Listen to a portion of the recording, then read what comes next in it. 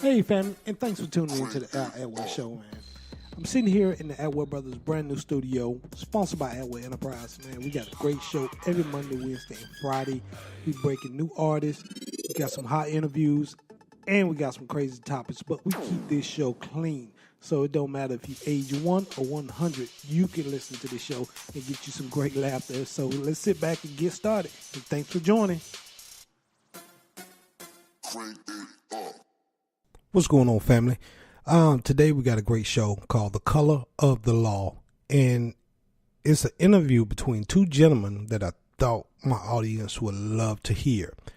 And it tells you how the government helped segregate America long before now. So we're going to get into it after this short song by Chris Austin and Montel Jordan, You Are.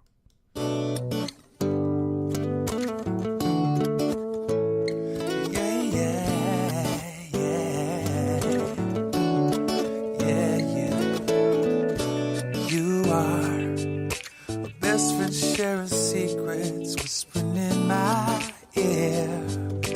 That's what you are. You are the peace that lies within me, telling me have no fear. That's what you are.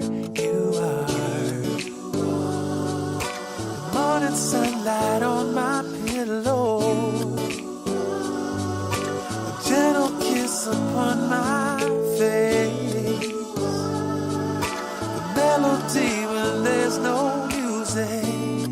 Yeah, that's what you are. I wanna know what love is, so I'll keep trying to describe what it feels like to walk and talk and live just like Christ. You're the only one who can save my life. I am yours and God, you are mine. I see love in everything you do. You love and love is you. Yeah. You are the brightest star that's shining in the darkest night. That's what you are. You are an undercover angel standing by my side. That's what you are. Hold me when I'm lonely. A child smile on Christmas Day. Everything that's good in this world. Jesus, that's what you are. Oh, I wanna know what love is, so I'll keep trying to describe what it feels like to walk and talk and live just like Christ. You're the only one who can save my life.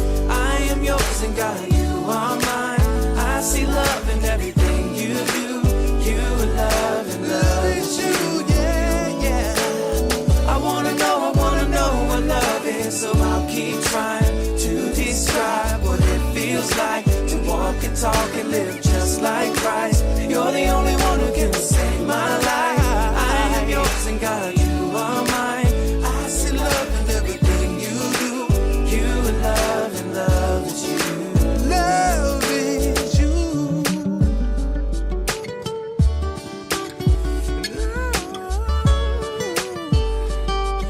Jesus, yeah. I wanna know what love is, so I'll keep trying to describe what it feels like to walk and talk and live just like Christ. Yeah. I wanna know what love is, so I'll keep trying to describe what it feels like to walk and talk and live just like Christ. You're the only one who can save my life. I am yours and God, you are mine. I see love in everything you do. You love and love and love and love and love is you. You're the brightest star. That's what you are. That's what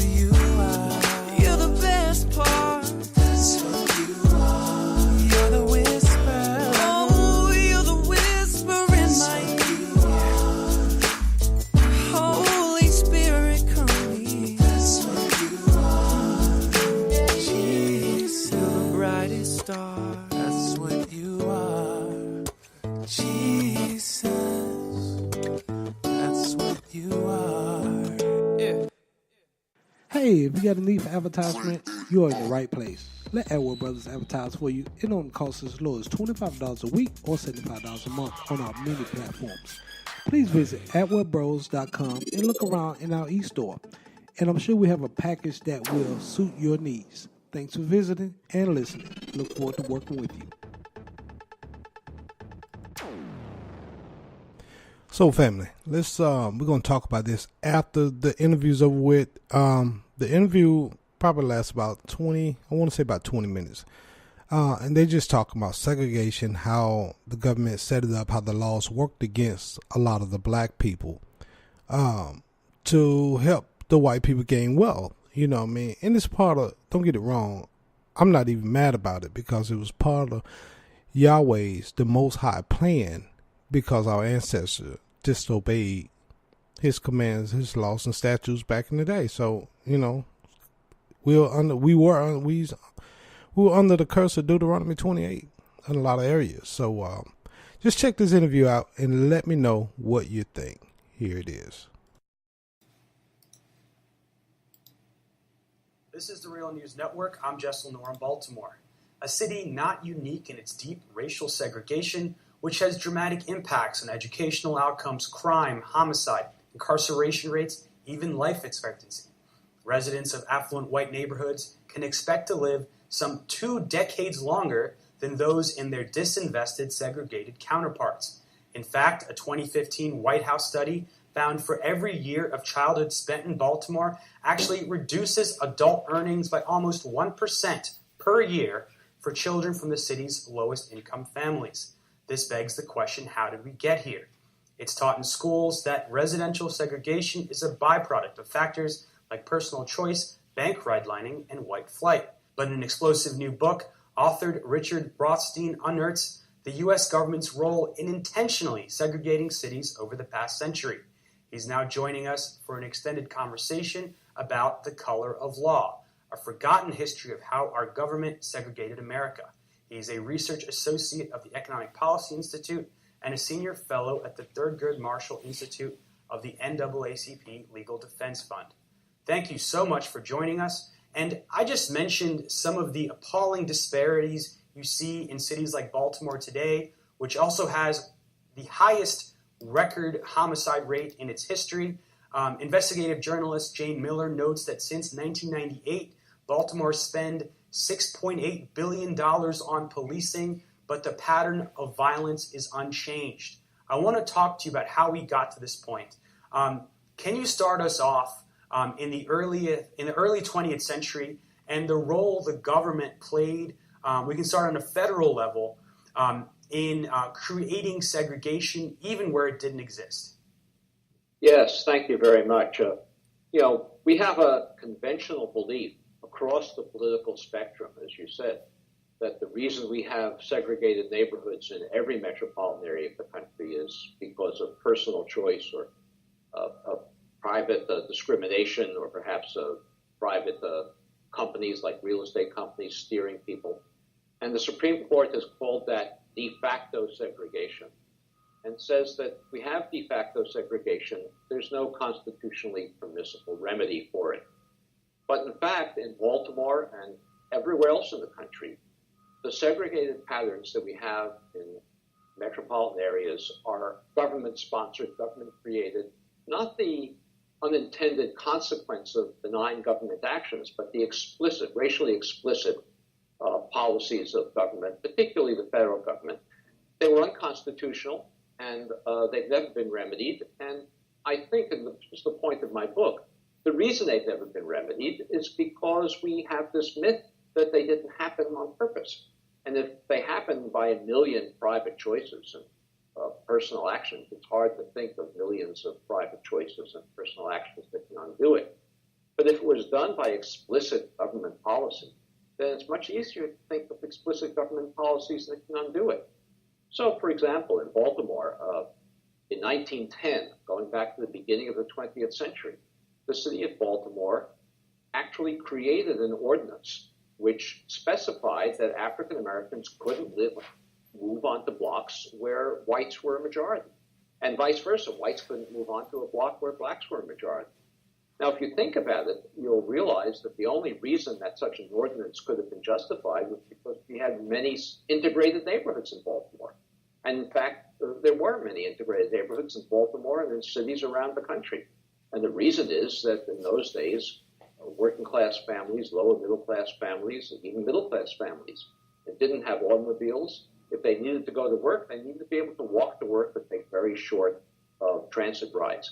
And so they lived in the same neighborhoods, African Americans, Polish immigrants, Irish immigrants, Italian immigrants, Jewish immigrants, all lived in the same neighborhoods where they could walk to work and be close to one another. Baltimore passed this ordinance, but had a very difficult time enforcing it because it created all kinds of absurdities given how integrated Baltimore was at the time. There was one case where a white homeowner on a block that was majority African American left his home in order to have it remodeled, and he was prohibited from moving back because it was a majority black block. There was an African American minister who had a church on a block where most of the residences were white, and he was afraid that when he retired, he couldn't get a new minister to occupy the parsonage because it was a majority white block.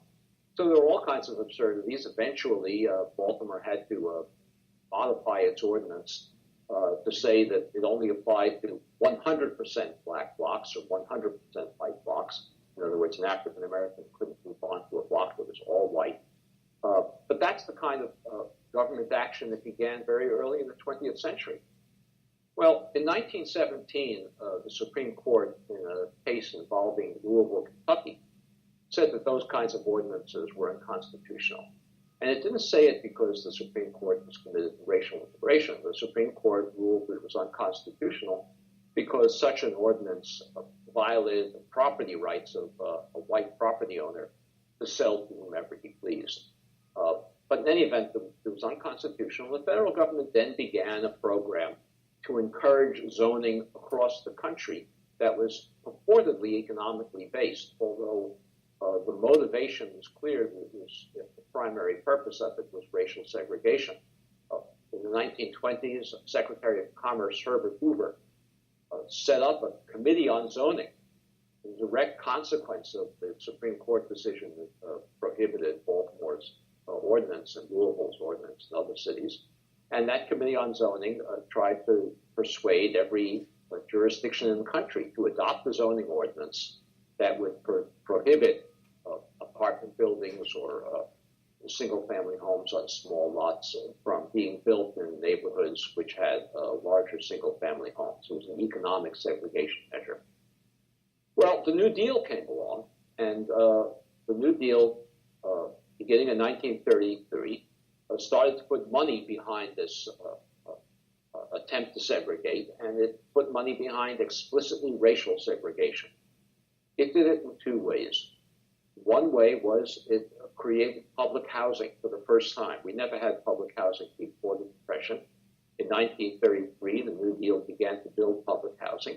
And in many cases, it built public housing on a segregated basis in cities that had never known segregation before, that were integrated like Baltimore was in the beginning of the 20th century. Langston Hughes, the great African-American poet, playwright, in his autobiography describes how he grew up in an integrated Cleveland neighborhood in Central City, Cleveland. He says his best friend was Polish. He dated a Jewish girl in high school.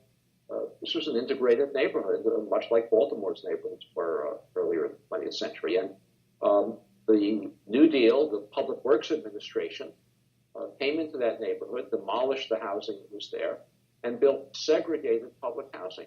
One separate project for African Americans, a separate project for whites. And this was done all over the country. In some places, it reinforced segregation that already existed. In other places, it created segregation, as in the example I gave in this Cleveland neighborhood where it hadn't before been known. And this continued in the next several decades. In World War II, there were many, many neighborhoods where workers flocked to work in defense plants from rural areas, both African American and whites. They overwhelmed the infrastructures of the cities where defense plants were created, and there was no housing for them. The government built housing for war workers in World War II, always on a segregated basis. In the North, the Midwest, the West and the South as well, housing black workers separately from white workers. Usually the black workers were housed in much less adequate housing. The quality of construction was poor. White workers were housed in more adequate housing. Again, in some cases, this segregation was created by the government during World War II in cities where there had never been an African-American population before. So it was not perpetuating existing patterns of segregation, it was creating them anew. In my book, The Color of Law, I describe a neighborhood, a community in California, in the San Francisco Bay Area, thought to be one of the more liberal areas in the country, Richmond, California. There were virtually no African Americans living in Richmond before World War II, but it had a deep water port, and so shipbuilding was a major industry during the war in Richmond, California. And 100,000 workers came to work in the shipyards of Richmond, a town that had a population of less than 20,000 before the war. These workers had to be housed, and the government built housing for African American workers along the railroad tracks near the shipyards in the industrial area, and for whites further inland in white residential areas, creating a segregated pattern that had never been known before.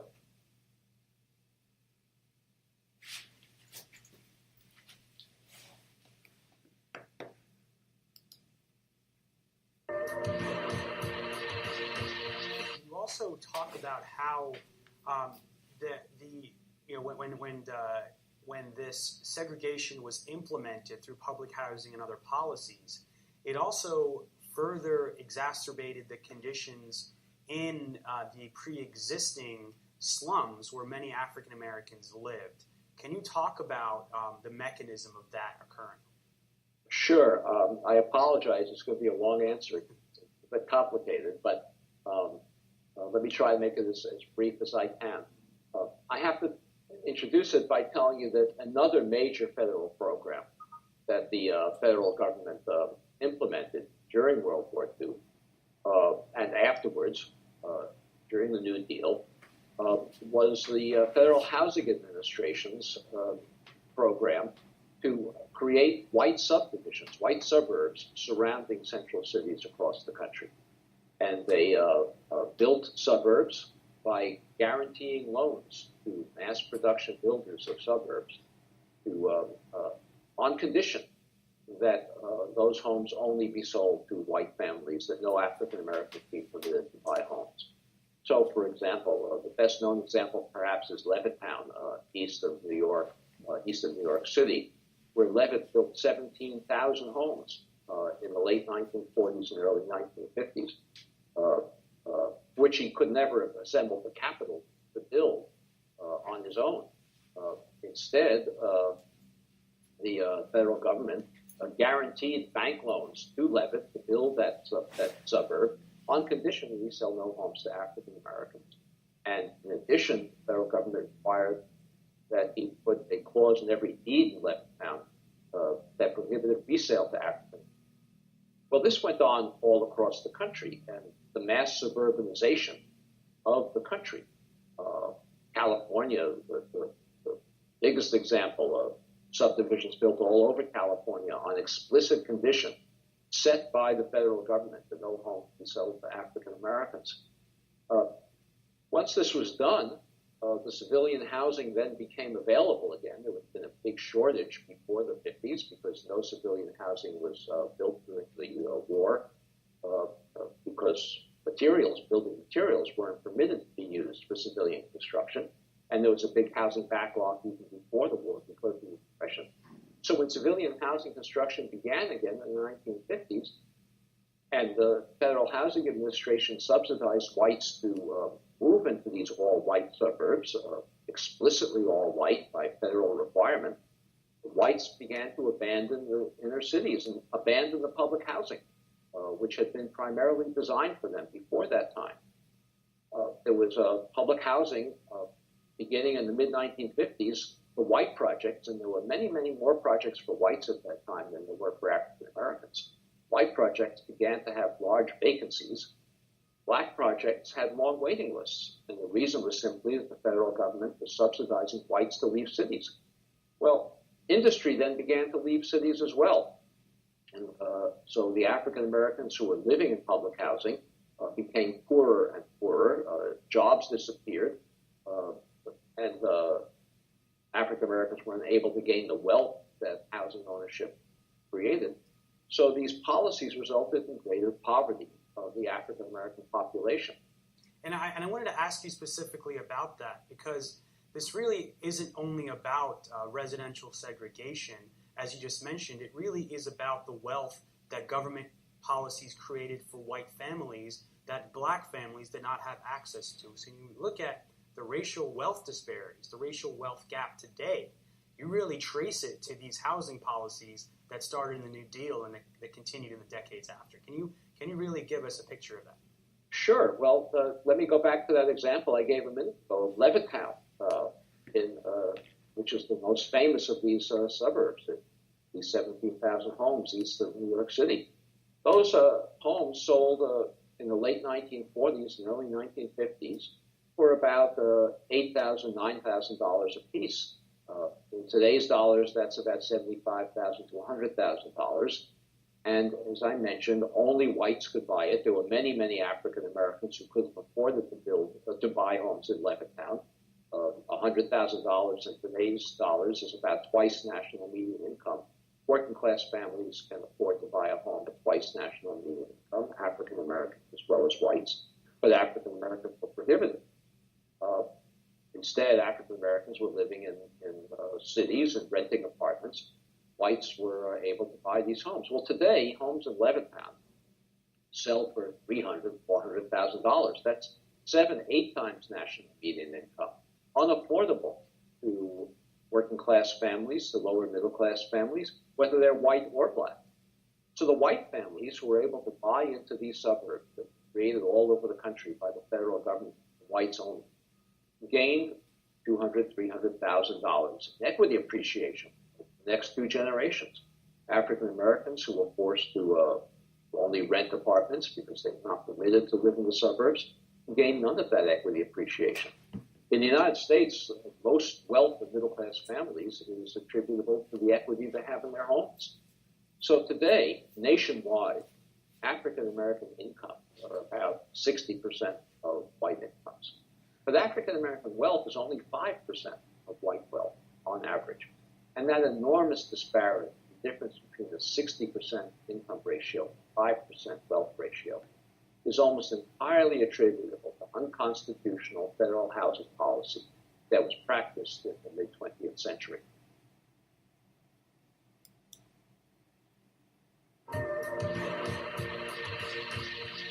You have spoken and written about the issue of white flight. Was it inevitable? Was it preventable? And you've also written about how at the time these events were unfolding, the history we're talking about now wasn't history. It was debated. Even conservatives. You talk about HUD Secretary George Romney and Spiro Agnew trying to put a measure on some of these policies that explicitly hurt African Americans and that could have even prevented white flight. It was not inevitable. Can you talk about this episode and what the impact was that efforts to stop explicit policies that were discriminatory were eventually blocked by President Nixon? Yes, well, as I mentioned a minute ago, white flight was subsidized by the federal government. There would have been no white flight had there not been federal government subsidies for for whites to move to all white suburbs and to keep African Americans out. That's what white flight was. It was a subsidized policy. It was well known, as I said. This is a forgotten history. In 1968, as you mentioned, Richard Nixon was elected president. He appointed George Romney, who had been governor of Michigan, as the Secretary of Housing and Urban Development. And Romney, reciting the entire history that I've just described to you, said that the federal government has created a white noose around African-American neighborhoods in central cities, and it's the federal government's obligation to untie that noose. And he embarked on a program which he called Open Communities, designed to force suburbs to desegregate, to accept African Americans. This program required suburbs, for example, to repeal zoning ordinances that prevented the construction of single-family homes on small lot sizes or prevented townhouses or other forms of construction that working class and lower middle class families could afford. He required suburbs to accept subsidized housing from the federal government and to accept their fair share of public housing. He was backed in this. There were many people in the Nixon administration who opposed this because they understood that it would cause a white backlash of white voters and it would hurt Nixon politically. But he was supported by a few people in the administration, chiefly Vice President Spiro Agnew, who had been Baltimore County executive and had fought as Baltimore County executive with suburbs that were practicing segregation policies, because the segregation that these suburbs were practicing was forcing the kinds of problems that you described before to be concentrated in the city of Baltimore. And what Spiro Agnew said was that we can't solve the problems of African Americans of poverty in the inner city because the problems can only be solved in the suburbs. Well, Agnew and Romney didn't win that fight. The political advisors to President Nixon persuaded him to rein Romney in. Romney's program, which he had called Open Communities, was canceled. Romney was forced out as Secretary of Housing and Urban Development. And we've had nothing as so aggressive since to desegregate metropolitan areas.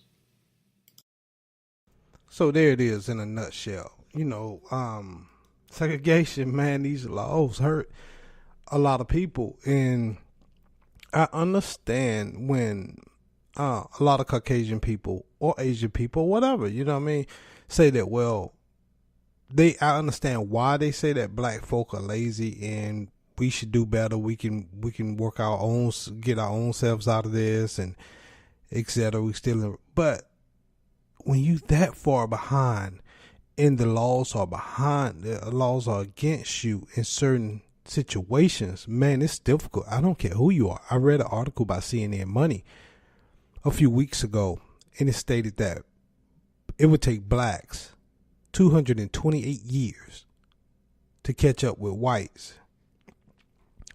And that's only if whites stop producing wealth today. It'll still take us 228 years just to catch up. And I'm like, man, we'll never catch up. We would never catch up.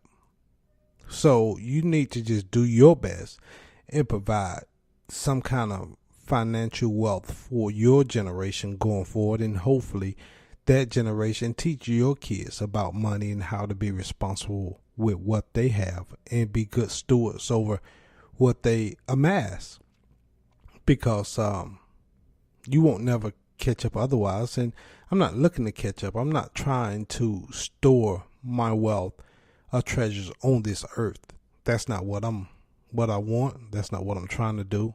That's not how I teach my kids or my household. I believe you store them up in heaven, your treasures in heaven, you know what I mean? And that's how it should be. But we're going to take a short commercial break and come back and discuss more of this after this song by Jessica Reedy called Better.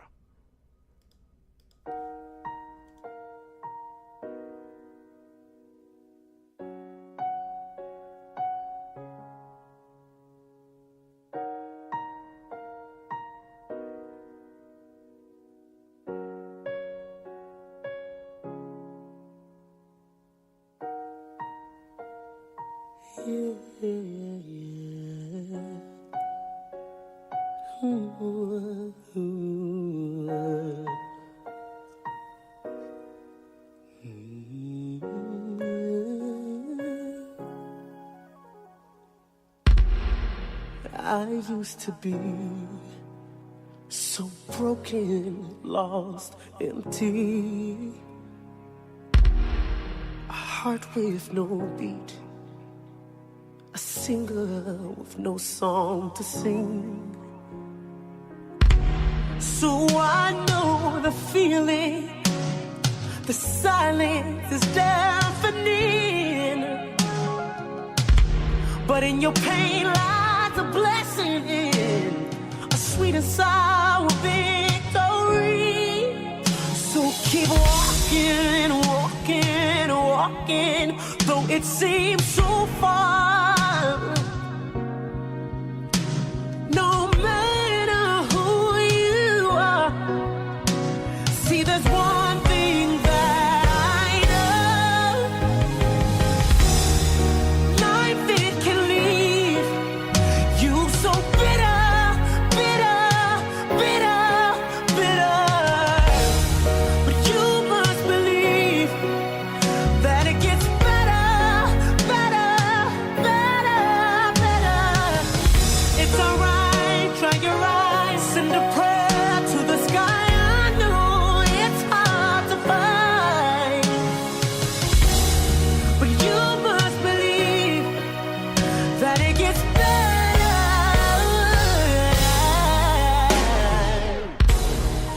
Listen to me.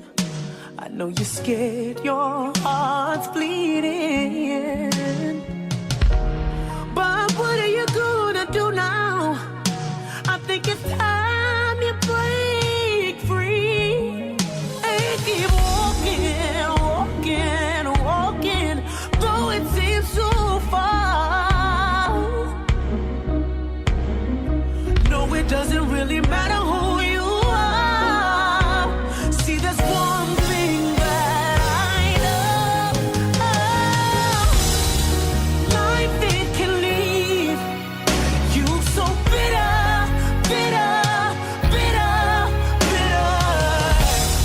But you must believe that it gets better, better, better, better. It's alright, dry your eyes, send a prayer to the sky. I know it's hard to find, but you must believe that it gets better, better. Oh yeah, almost out of here. See, I was almost done. I wanted to die from how I was done wrong. I cried out every night looking for a helping hand. That's when it happened. Jesus took me and he held me close, gave me love, refilled my heart, helped me grow better because his love, it made me whole. He's available anytime. Try him out, he'll change your life. See, I know that, yeah, life, it can leave you so bitter, bitter, bitter, bitter. But you must believe that it gets better, better, better. Yeah. Life, it can leave you so bitter, bitter, bitter, bitter. But you must believe that it gets better, better. Oh, it gets better, better, so much better, better. It gets better if you only believe. So much better, yeah.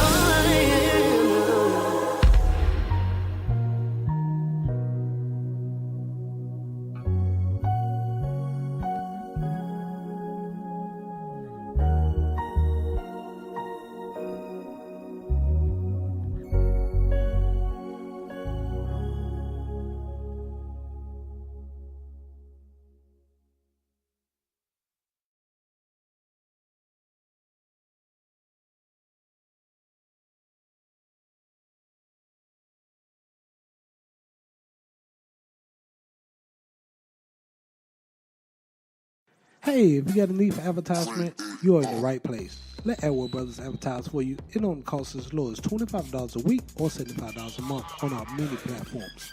Please visit edwardbros.com and look around in our e-store. And I'm sure we have a package that will suit your needs. Thanks for visiting and listening. Look forward to working with you.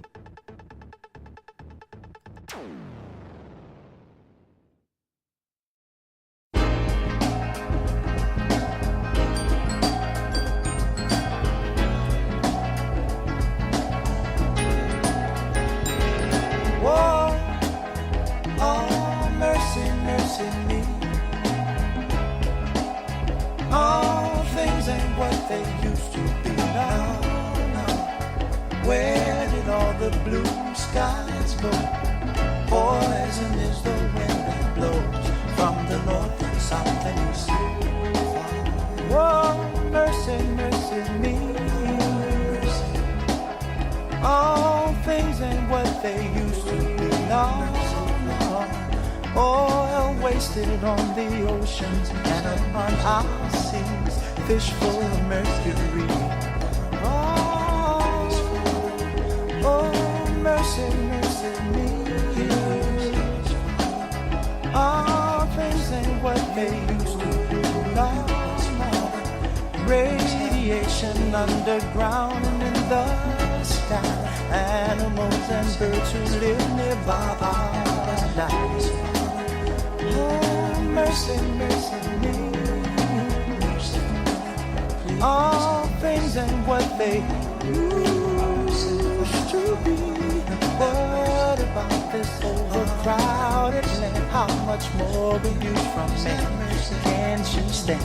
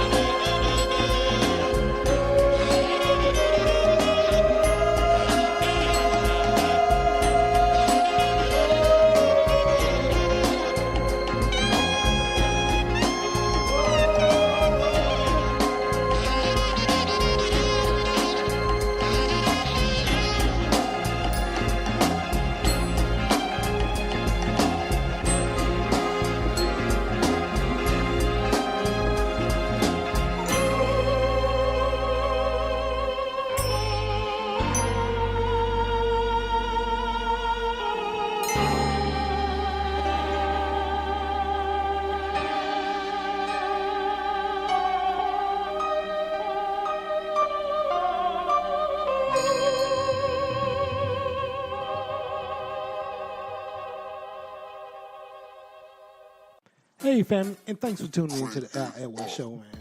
I'm sitting here in the Atwood Brothers brand new studio, sponsored by Atwood Enterprise, man. We got a great show every Monday, Wednesday, and Friday. We breaking new artists, we got some hot interviews, and we got some crazy topics, but we keep this show clean. So it don't matter if you age 1 or 100, you can listen to this show and get you some great laughter. So let's sit back and get started. And thanks for joining. Crank it up.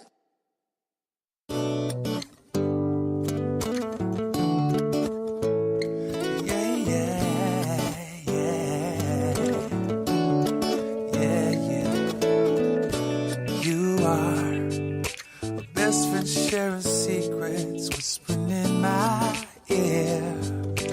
That's what you are. You are the peace that lies within me, telling me have no fear. That's what you are. You are the morning sunlight on my pillow, a gentle kiss upon my face, the melody when there's no music. Yeah, yeah, that's what you are. I wanna know what love is, so I'll keep trying to describe what it feels like to walk and talk and live just like Christ. You're the only one who can save my life. I am yours and God, you are mine. I see love in everything you do. You love and love is you. Yeah, yeah. You are the brightest star that's shining in the darkest night. That's what you are. You are an undercover angel standing by my side. That's what you are.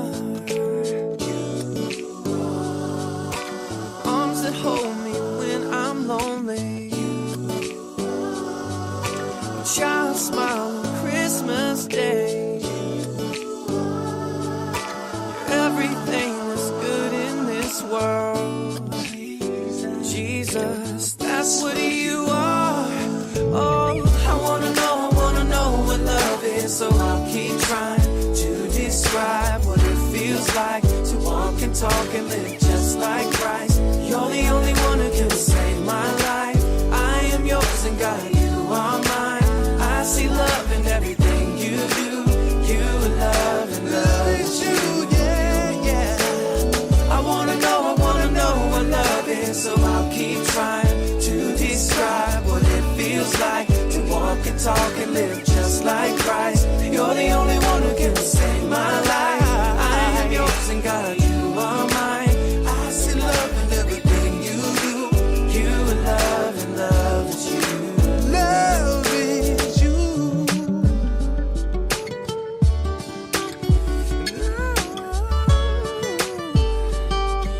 Jesus, yeah. I wanna know what love is, so I'll keep trying to describe what it feels like to walk and talk and live just like Christ.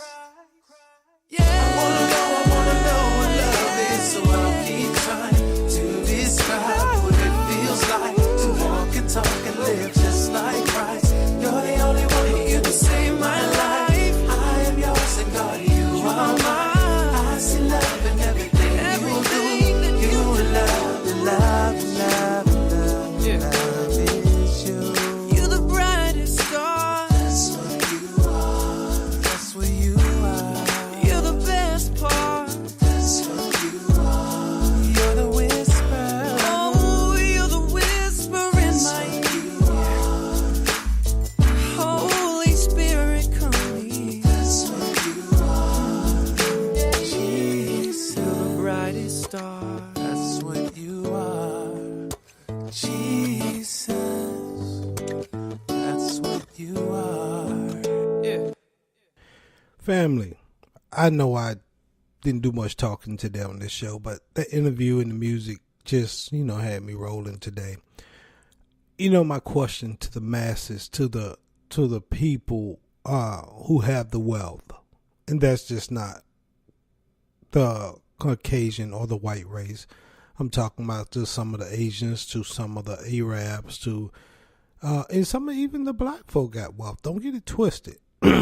But how much more you want?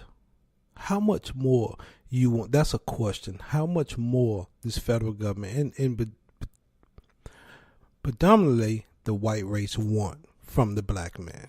I'm just going to be honest with you. We were slaves. You built wealth off of that.